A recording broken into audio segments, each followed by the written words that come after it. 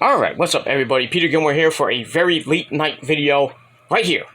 Once again, on the Peter Gilmore Wrestling channel, youtube.com/Peter Gilmore. Thank you for watching. Make sure you like the video and hit that subscribe button down below in my pants. Also known as the description box below. And don't forget to hit that bell, turn on all notifications so you don't miss a goddamn thing. Follow me on social media, Facebook, Twitter, and Instagram. And share the video all over the place. And don't forget to hit that bell and subscribe. Do it now. Alright. On your 2 for Tuesday, usually I do 2 for 2, sometimes I do 2 videos, sometimes I do 3. But on this very late Tuesday night, on video number 2, right here on the Peter Gilmore channel, thank you for watching. It is time for your very late night NXT review for December the 13th, 2022, from the Capitol Wrestling Center at Nickelodeon Studios in Orlando, Florida. And that's pretty much it. Alright, so this is the aftermath of a pretty damn good NXT deadline from this past Saturday night, where we had Roxy win the Women's Iron Survivor match, and then we had Grayson Waller win the men's Iron Survivor match. So we're gonna see what happens with both of them, and when they get their title shots. Most likely at New Year's Evil, or so we thought, with the women. But we'll talk about that in a minute. Alright, so we get a big recap to start the show. And then we have Roxy in the ring. But then we hear a Jeep pull up in the parking lot. And it's Grayson Waller, who commandeers the cameraman. And then he gets a mic. And kind of ruins Roxy's big moment. Unlike Kanye. Fuck Kanye, by the way. So Grayson brags about his big win, and he's going on and on and on. Roxy's like, "Shut up!" And she says, "I wasn't the only winner of the Iron Survivor match, and I did it first." And then Wall's like, "Well, I got 2 wins in 20 seconds." So he's not really impressed with Roxy's win. And then Braun Breaker comes out. Gets in the ring next to Roxy, and I thought we were going to get a mixed tag team match, but that didn't happen. Braun says Roxy did a great job at Deadline and promises that she's going to be the next women's champion. And then Grayson brags about outsmarting Braun at the end of the show, and he's going to do it again for the belt at New Year's Evil. Though a lot of people are saying it's going to be at Vengeance Day. I don't know why, but okay. Braun's like, "Well, you want to do it right now? We can do it right now." And he goes out of the ring and chases Grayson Waller through the crowd. And probably out the door. Which leaves Roxy in the ring to look on. And then she gets jumped by Mandi Rose. So we get all that. So I give that 3 out of 5 stars. And then we cut to JD McDonough getting checked out by the doctor.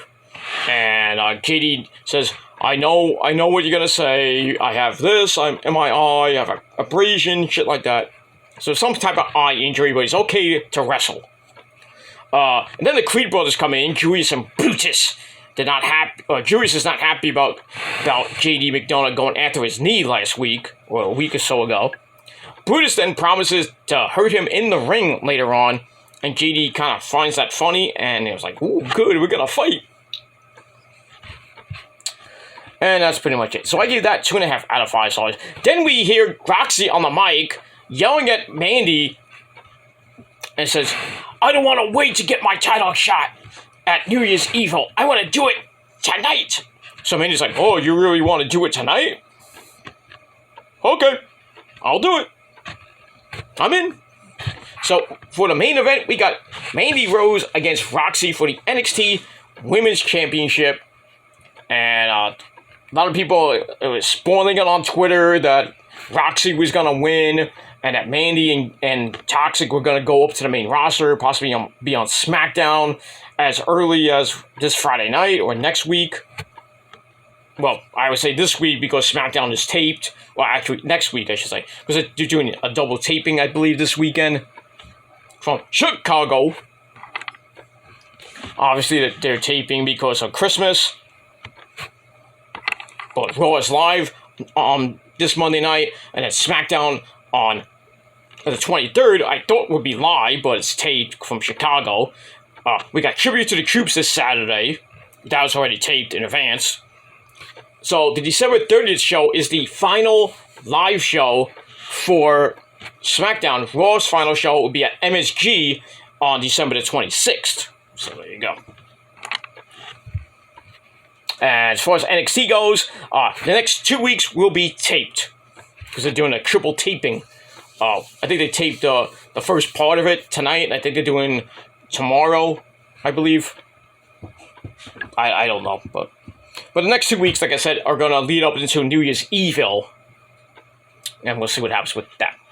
Alright, so Mandi versus Roxy for the belt. And we'll see what happens with that. So I give that 2.5 out of 5 stars.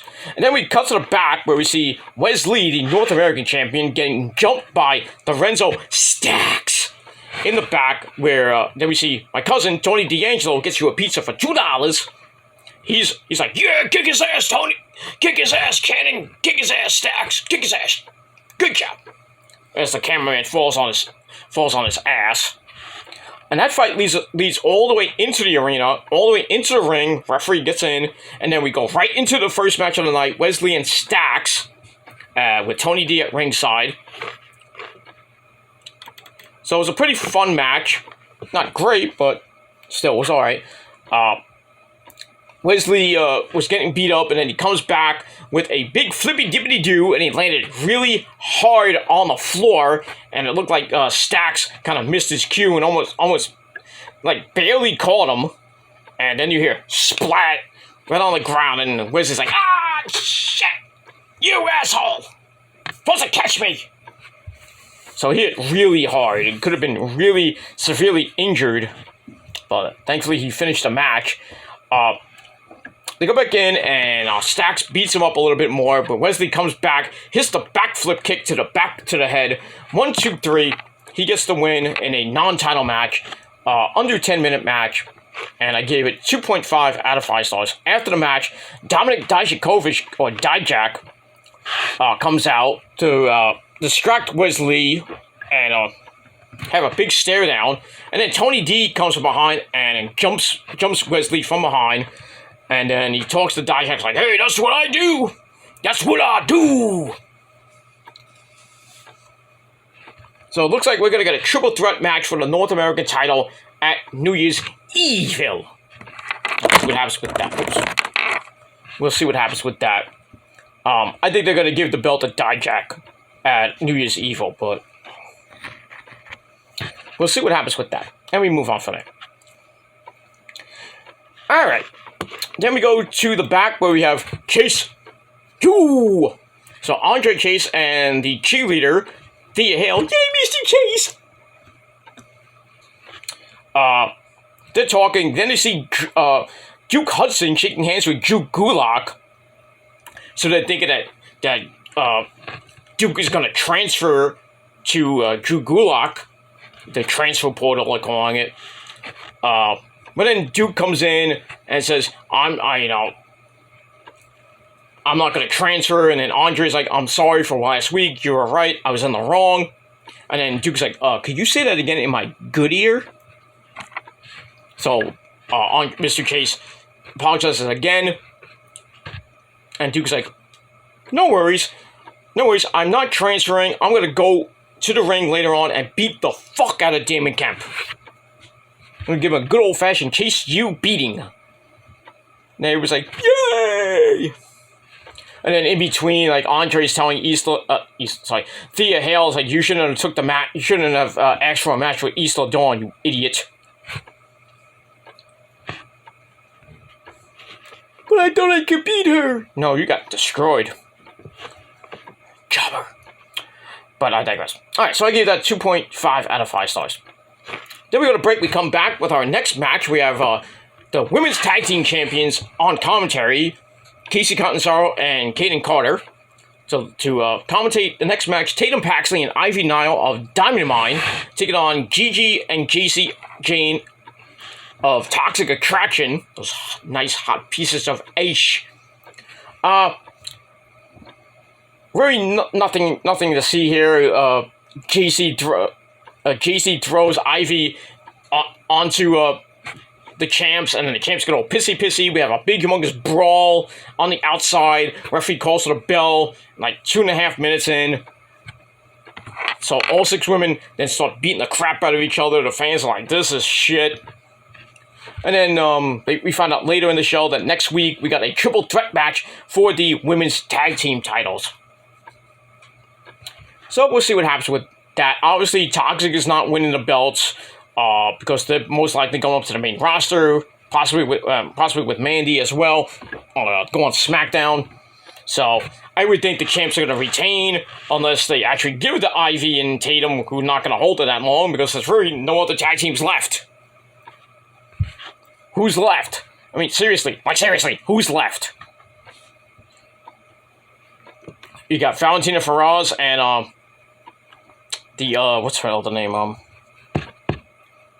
can't think of the other partner's name. The Spanish Italian women's team.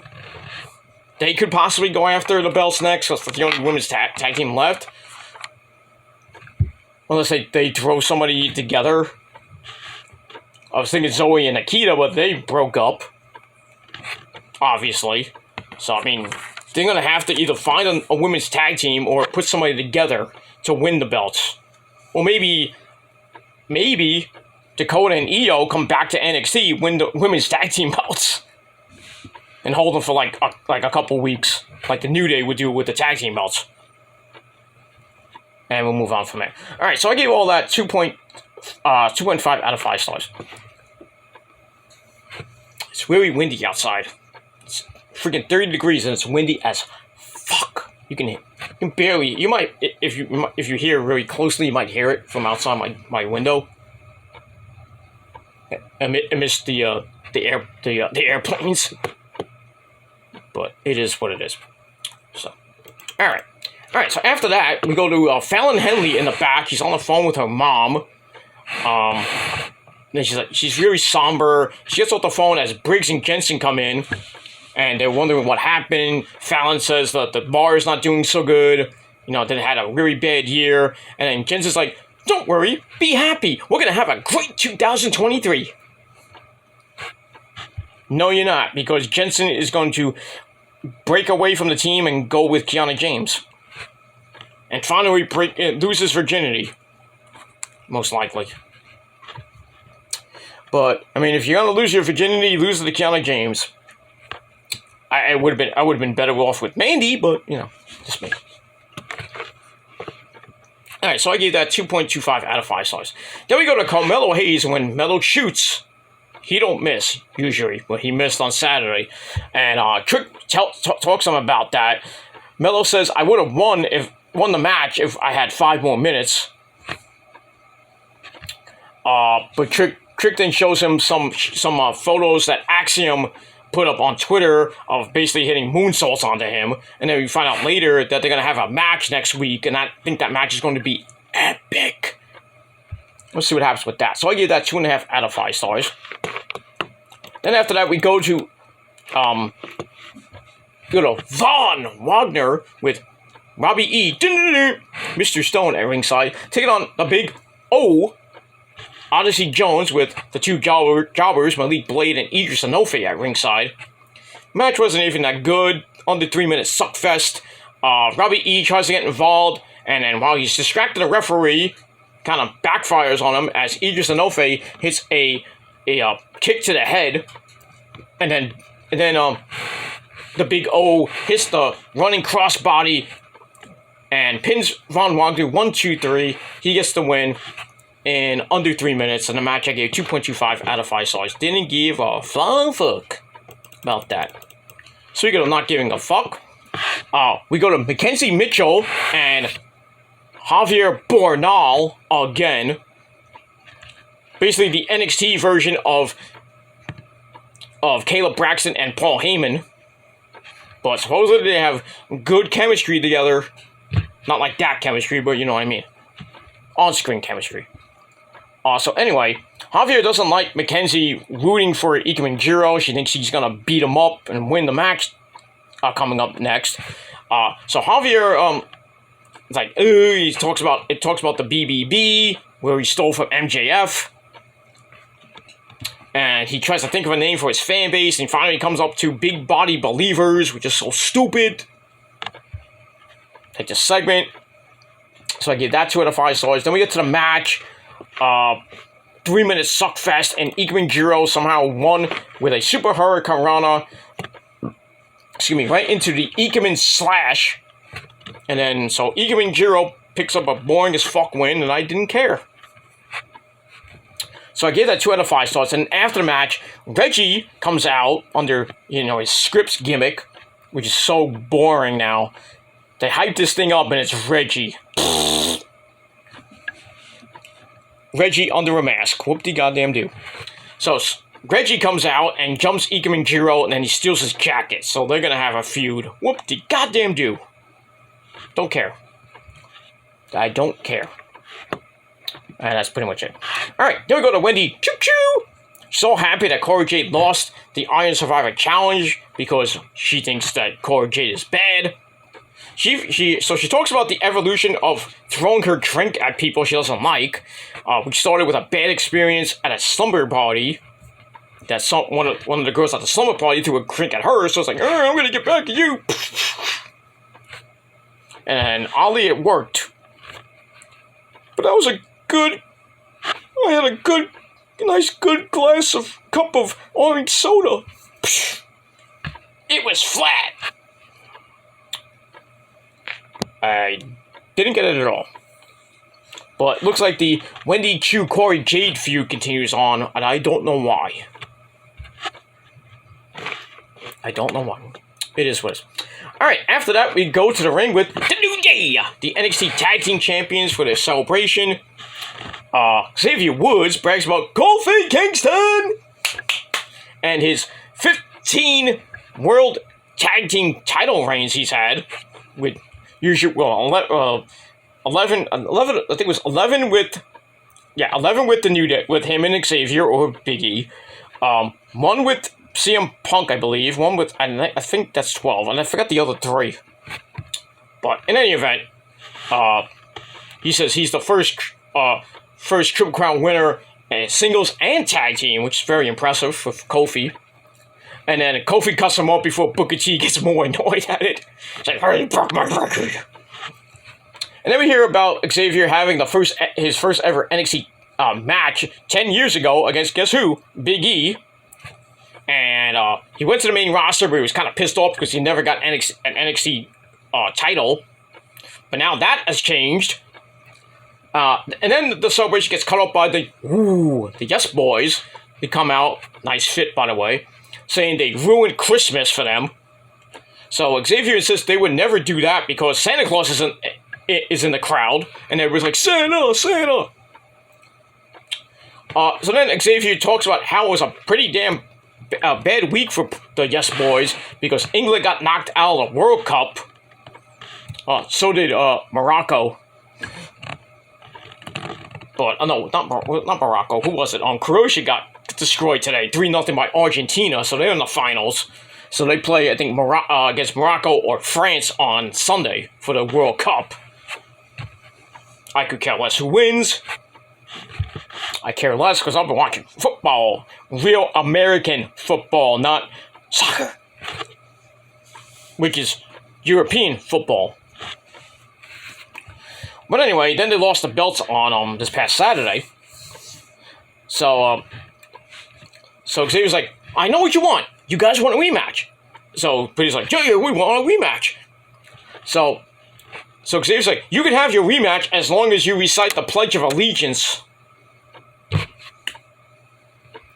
But then Briggs and Jensen come out with the American flag. And it's like, well, we're reciting if we can get a title shot. So then they and the New Day recite the Pledge of Allegiance, and Pretty Daddy's like, we're British. So then Kofi says, we'll find out, we'll let you guys know about that title shot next week with Briggs and Jensen, so that title match is official for next week. So that works for the Country Boys, and that doesn't sit well with the Yes Boys. But I think they're going to get them back probably at Vengeance Day because I think HBK is trying to get the New Day to stick around NXT up until Vengeance Day, and then they're gonna go back to the main roster and suck. But we'll see what happens with that. So I gave all that entire segment 3 out of 5 stars, and that's pretty much it. So next week, the New Day versus Briggs and Jensen for the NXT Tag Team belts. Obviously, I think that's probably gonna either turn into a triple threat for the belts, or New Day will easily retain, and then we'll go on for another week or two, and then we'll get that match maybe at New Year's Eve, or they're gonna lead all the way up to Vengeance Day when the Yes Boys get the belts back, and then lose it probably to end this year. But we'll see. We'll move on. All right, then we have the women's division in the back. We have Elektra Lopez. We have I think we have Lash Legend there. Get shit done. So Elektra's talking about the Iron Survivor match, and basically saying that if I was in it, I would have won the match. And then she starts making fun of Indy Hartwell because, you know, she stinks and stuff like that. And then Indy comes from out of nowhere and hits a big kick, and then we got a humongous brawl from basically everybody is like brawling and everything. So it looks like we're gonna get Elektra Lopez and Indy Hartwell in a match coming up. Maybe a little feud. We'll see what happens with that. So I give that 2.25 out of 5 stars. Alright, after that, we go to Brutus Creed with Julius at ringside, taking on the creepy bastard JD McDonough. It was a pretty decent match. JD kicks Julius down, low bridges Brutus to the floor. And then he was going after Brutus's hand that was all messed up a while ago. He takes a chair and he's about to like break the hand again on the ring post. But then we have Veer and Sangha in the sheer come from behind, take the chair away from JD, which leaves him to hit a pair of devil insides, one outside the ring and inside the ring. Devil inside, every single one of us, devil inside. So he finishes off Brutus in a little over 4 minutes. So match I gave 2.25 out of 5 stars. So the Indus Sheer Creed Brothers feud continues on. They'll probably get that match most likely at New Year's Evil, but we'll see what happens with that. Alright, then we go to the back with Mackenzie Mitchell and her guest Zoe Stark, who was asked about Nikita Lyon's TikTok reaction to her losing at Deadline. And Zoe's like, I didn't like it. So it's like, you know, I didn't really want to fight her, but now I want to beat her ass. So there you go. So we'll see what happens with that situation. So I give that 2.25 out of 5 stars. Alright, after that, then we get another video for Lyra Valkyria, who's making her debut tonight. And I can't wait for that. Let me move on from there. Then we see a video for Isla Dawn. She's ready to use some black magic. No pun intended, black magic, with the referee on Deadline convulsing and spitting up black goo. So she's going to use that black magic to get rid of Alba Fire, or Kaylee Ray. And that's pretty much it. So I gave that 2.25 out of 5 stars. Excuse me. Alright, then we go to Lyra Valkyria's debut match on the main roster. Epic fucking entrance. Her entrance is freaking epic. It's like the Undertaker with less time. You know what I mean? We have like thunder and lightning. The lights go out. Thunder and lightning. Then they have the rain come out like a CGI thing. I like it. I really like it. I mean, I like what the WWE is doing with the CGIs. Usually on the main roster, especially for Judgment Day, which is epic. And then the Usos and then Roman with, you know, bloodline shit. I like that stuff. You know, Riddle does that. We have one Randy. You know, certain people have, you know, their CGIs, which is pretty damn good. I like it. But it's kind of the first time we see not actual rain, but CGI style, like rain, come out. She gets in the ring, it's like raining. Not really raining, but it's like raining CGI stuff. It's a very cool entrance. But anyway, she takes on Booker T's, one of Booker T's prize students next to Roxy, Amari Miller. And they go back and forth, but in the end, Lyra hits a Eddie Galero ese frog splash, not as great as Eddie. That's right, because nobody can do the frog splash like me, ese pillow. I know. So she hits the frog splash, 1, 2, 3, she wins in 3 minutes. Did I say 3 minutes? So, pretty good, pretty decent debut for Iofe Valkyria, or Lyra Valkyria now. So she has to win, and I gave the match 2.5 out of 5 stars. And that's pretty much it. Alright, then we go to back with A-Kid and Mackenzie Mitchell. A-Kid's not worried about his match coming up with Carmelo Hayes, even though he said he's a little bit nervous. And then we kind of get like a hidden smile by A-Kid, and I can't see that smile underneath the mask, dude. So we get that. Should be a great, epic match next week between Christian Casanova and A-Kid. Can't wait for that. Alright, after that, we see Brooks Jensen in the back. He's walking in the back. He comes up to the accountant, the lovely Kiana James. Jensen's like about ready to bust a nut in his pants. He's all nervous. He's all nervous for seeing a hot, very vivacious chick. I've never seen a chick with big boobs before. Jizzed in my pants. So he's all nervous about seeing Kiana James and everything. So he's kind of worried about Fallon Henley a little bit. But then Giovanna comes in with a Christmas gift for Mr. Jensen. And he opens it, and it's a new black dress shirt, which actually fits. So, that feud's going on. That little storyline where Jensen might try to break away from the team to get with Kiana James or maybe the assistant. 2-for-1 special, dude. Go for it. Don't let pre-pussy go away, you know? Come on, Jensen, you can do it! Just don't, early, you know what I mean? That's what I have Blue Chew to deal with that problem. But it is what it is. Alright, so we'll see what happens with that. So I get a 2.25 out of 5 stars. And we'll move on from there. Alright, then we have, we see Toxic Attraction jump the women's tag team champions in the back, setting up their match for next week. So I give that 2.25 out of 5 stars. Then we have Duke Hudson and Damon Kemp, where he didn't do anything. Kind of a boring match. Drew Gulak comes out to watch. Andre Chase isn't having any of that. Tells, Drew Gulak to get out of here.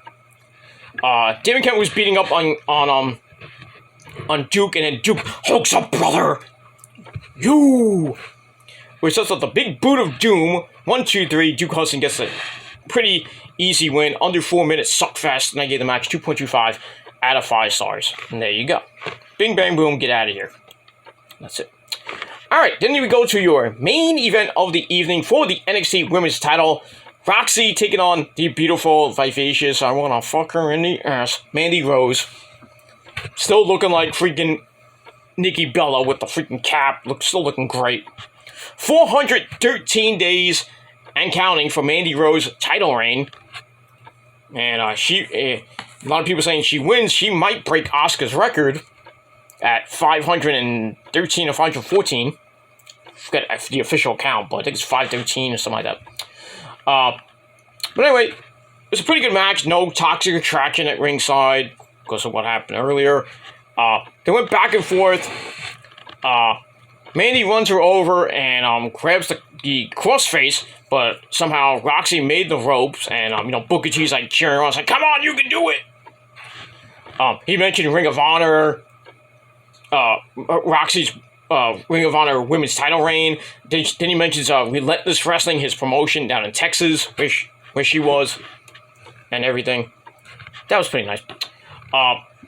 So she makes her ropes, and Mandy gets up, then she hits Kiss from the Rose, that freaking running V trigger, which is way better than Kenny. I hate saying this, Kenny, because you're my boy and everything, but Mandy does a pretty damn good V trigger too. Almost as better than you. That's pretty much it. So his stat looked like she was about to retain the title, but Roxy kicked out of that. And everybody's like, what? And then Mandi tries for a J Driller. Interesting. But Roxy reverses that into a small package for a near fall. Then she kicks Mandi in the gut. Then she hits Pop Rocks right into the ropes. I thought Mandi was going to either grab the rope to escape, but in the end, Roxy hits Pop Rocks. 1, 2, 3. We have a new NXT Women's Champion in Roxanne Perez. Roxy does it. And she is the new NXT Women's Champion. So Mandy Rose's title reign ends at a whopping 413 days. So she is in NXT Women's history at number 2. So nobody, and I mean nobody, is going to beat Asuka's record of 520 days, I think it was. 521, I think it was, something like that. But I don't see any woman on that roster who can even eclipse that. I don't care who you are. I don't care if you're Roxy. I don't care if you're freaking Nikita Lyons. Well, anybody even good on that women's roster right now. There's nobody that's going to beat Asuka's record. But still, it was a pretty decent match. I gave it 2.5 out of 5 stars. Afterwards, Roxy celebrates. He's crying. And then Booker T's like, they see Booker T's like, she did it. She did. So he's laughing because his prize pupil won the women's title. There you go. So 21, almost 22-year-old Roxy picks up a major win. She wins the NXT Women's title and ends the year, almost not even year and a half yet, but 413-day reign of Mandy Rose. So congratulations to Roxy. I'm happy for her. And now Mandy will go to the main roster, and we'll see what happens with her and Toxic Attraction, probably on SmackDown. But all in all, it was a good show, but weird at times, especially in the first 20 minutes. But all in all, I gave it 6.25 out of 5 stars. Let me know what you guys think down below in the comment section. Don't forget to smash that like button, smash that subscribe button as well, as we're getting on the road to 450 subscribers on this very channel. We're at 421 right now. Let's hopefully get to 450 probably by either the end of the year or going into next year. We'll hit that plateau, hopefully. And that's pretty much it. Alright, I gotta get out of here because I gotta get some sleep. Because I gotta work. I gotta work in a few hours. I'm gonna get a little bit night's rest, and then I'm gonna get up and I gotta work because I have a life, unlike you people. And that's pretty much it. So I'm gonna get out of here. Thanks for watching, everybody. Peter Gilman signing off. Until next time. You're not down with that. Fuck you, man. I'm out of here. Good night, everybody. Peace.